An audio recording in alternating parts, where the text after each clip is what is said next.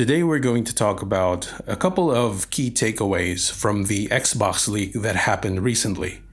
The incident itself is quite huge, revealing multiple confidential aspects of their plans. But we're just going to focus on those that affect the probability for Dishonored 3 to materialize. First, we have an exposed from Cecilia D'Anastasio, a writer for Bloomberg, who said that the leak was a mistake in Microsoft's part and not by the FTC. The details can be found in an article written by her alongside Leah Nyland. This is supported by an exposed from Douglas Farrar, Director of Public Affairs for the FTC, which shows an image of the actual court order. In the first paragraph, it says Microsoft provided the link to the said documents, which the court then uploaded to their webpage. It's also most likely that the leak was accidental because, according to a post by Tom Warren on the same platform, the said documents are watermarked, which means nobody would dare do such a thing because it can be traced back.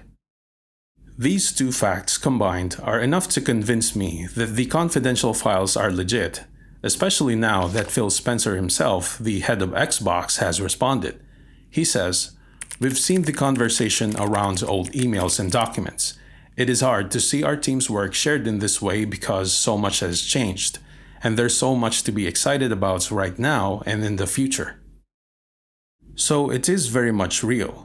But we should also take note of the fact that the documents were put together 3 years ago.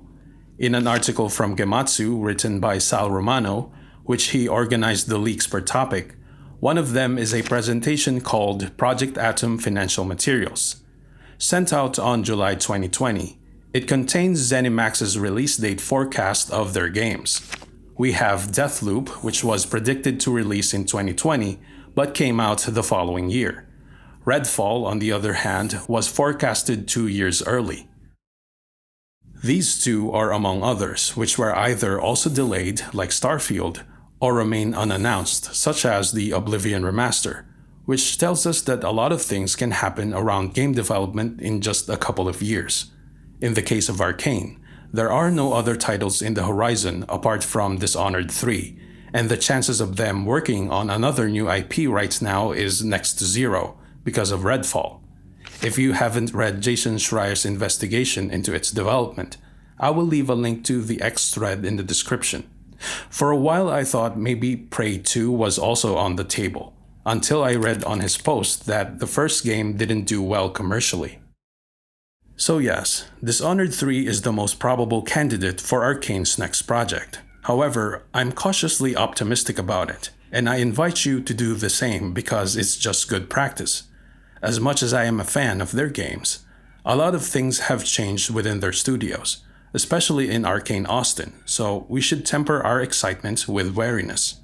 If the game turns out to be great, then the joy would be elevated. If it's the other way around, well, at least it would not sting as much. In the meantime, we have amassed quite a number of videos in the Dishonored playlist that you might find interesting, including an analysis of what Dishonored 3's story might be, as well as a comments feedback video from that same presentation. In between playing other titles, I've been retreading the Dishonored games, books, and comics in chronological order this time, so you can expect more related videos in the future. Thank you for watching!